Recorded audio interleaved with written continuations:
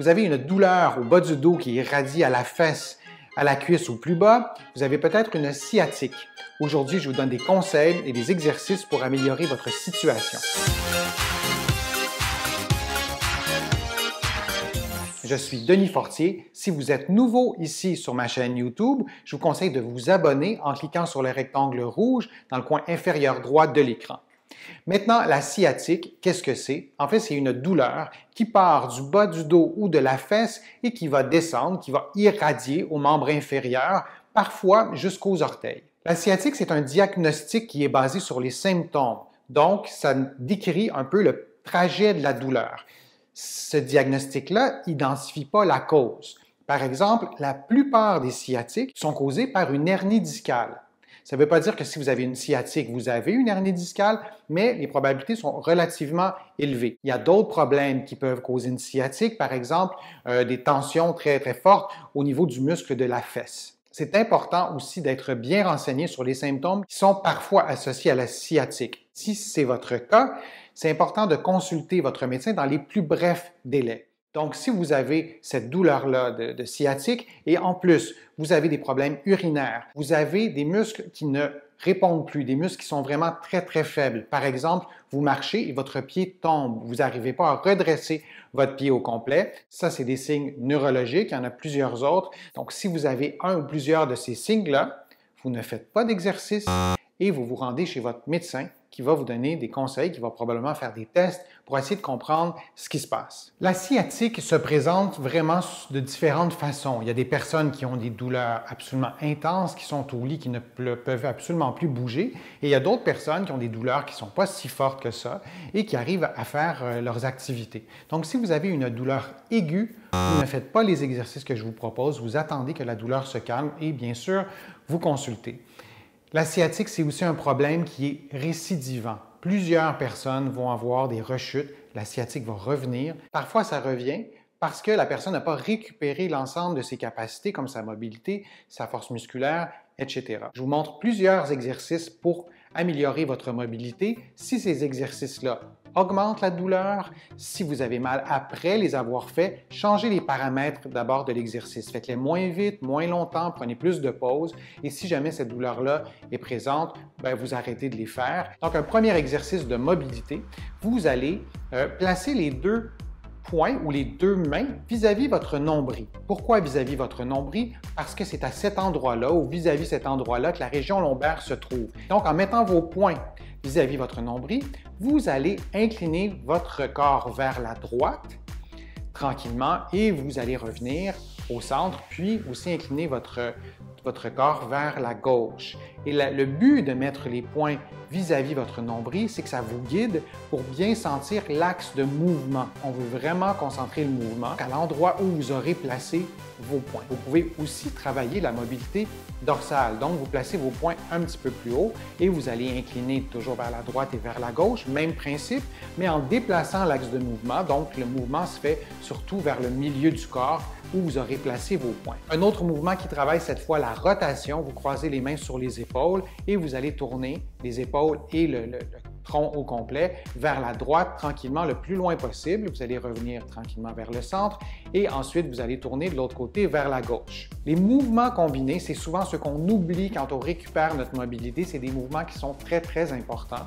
Donc le premier, vous allez, les mains croisées sur les épaules, vous allez tourner votre corps vers la droite, mais à 50% de votre mobilité. Donc, vous vous arrêtez à moitié chemin et vous allez, à partir de cette position-là, ajouter l'inclinaison. Donc, vous allez pencher vos épaules vers la droite et vous allez revenir dans une position relativement neutre et vers la gauche et vous revenez dans une position relativement neutre. Donc, pendant que vous faites vos mouvements d'inclinaison, vous demeurez, votre corps demeure tourné à 50% du mouvement.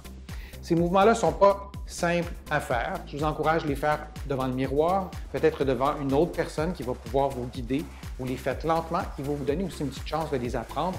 Première fois, ça ne sera peut-être pas votre meilleure performance. Une deuxième façon de faire les mouvements combinés, c'est de faire les mouvements en sens inverse. Si vous faites une recette et vous inversez les étapes, ça ne donnera pas le même résultat. Donc, c'est le même principe. Donc, dans les mouvements combinés, on peut aussi commencer par le mouvement d'inclinaison. Donc, vous allez incliné vers la droite, toujours à 50 %. Et à partir de cette position-là, vous allez ajouter la rotation en direction opposée. Donc, si vous avez incliné vers la droite, vous allez tourner vos épaules et votre tronc vers la gauche. Donc, dans cette position-là, vous allez vous retrouver à regarder un peu au-dessus de votre épaule, donc un peu derrière vous, pour vous aider à vous y retrouver dans le mouvement. Les mouvements combinés permettent de travailler beaucoup d'articulations dans votre dos. Et si vous avez une sciatique, c'est important que chacune de vos vertèbres bouge le mieux possible pour répartir les stress le plus uniformément possible. Si vous avez une sciatique, un conseil aussi à suivre absolument, vous évitez les vibrations. L'exemple typique, c'est les longues promenades en voiture. On s'en rend peut-être pas compte, mais dans une voiture, il y a une vibration qui est là, encore plus dans un camion ou dans le transport en commun. Donc, si vous avez une sciatique et vous prévoyez un voyage de 2-3 heures en voiture, il faut vraiment être prudent parce qu'il y a des chances que ça détériore votre condition. Il y a des muscles dans votre corps qui sont vraiment très sollicités, c'est les fessiers. Et en présence d'une sciatique en général, ces muscles-là sont très fragiles, très douloureux. De prendre soin de ces muscles-là, de vos fessiers, ça peut vous aider aussi à diminuer les symptômes d'une sciatique. Un exercice d'assouplissement que vous pouvez faire en position assise d'abord. Donc, vous vous tenez en position assise bien droit. Vous vous assurez que le creux dans le bas de votre dos soit maintenu. Donc, il ne faut pas que vous affaissez votre posture comme ça. Il faut vous assurer de garder le bas du dos dans une position neutre, donc avec un certain creux lombaire. Si votre sciatique est à droite, vous allez placer la cheville droite sur le genou gauche et graduellement, vous allez diriger avec vos mains votre genou droit vers l'épaule gauche. Toujours en maintenant le creux lombaire. Il ne faut pas que votre bassin bascule, il faut rester dans une position neutre. Vous pouvez toujours aussi essayer d'être le plus droit, le plus grand possible. Et en faisant ça, donc, vous allez sentir une certaine tension. Vous allez garder la position quelques secondes, peut-être 10 secondes en respirant bien, puis vous allez relâcher. Cet exercice-là assouplit, relâche le muscle fessier. Et il y a des liens à faire entre les tensions au niveau des fessiers et la sciatique. Donc, vous faites cet exercice-là 3 fois, vous tenez la position environ 10 secondes. Vous pouvez faire l'exercice couché sur le dos, c'est exactement le même principe, c'est les mêmes conseils et vous pouvez aussi le faire debout, adossé au mur. Encore une fois, c'est exactement les mêmes conseils. Vous vous assurez de maintenir le creux lombaire tout au long de l'exercice et vous respirez librement. Un dernier conseil à suivre, c'est vraiment d'identifier la cause de votre sciatique. C'est important aussi, après avoir récupérer votre mobilité, il faut récupérer votre force musculaire aux abdominaux, les petits muscles du dos. J'ai fait une vidéo sur le sujet pour améliorer la stabilité du dos. Je vous invite à la regarder. J'espère que ma vidéo vous a plu. Si c'est le cas, j'aimerais bien que vous cliquiez « J'aime » et que vous m'écriviez un commentaire. Je les lis tous et je m'en inspire pour produire d'autres vidéos. N'hésitez pas aussi à partager ma vidéo sur les réseaux sociaux. La plupart des exercices que vous avez vus aujourd'hui dans cette vidéo-là, vous allez les trouver dans mon livre qui s'intitule « 99 façons de soulager les douleurs au dos et au cou » que vous allez trouver facilement en librairie et sur le web. J'ai écrit aussi d'autres livres qui sont disponibles au Québec et qui sont disponibles aussi en France. Je vous remercie beaucoup. Je suis Denis Forcier. À bientôt.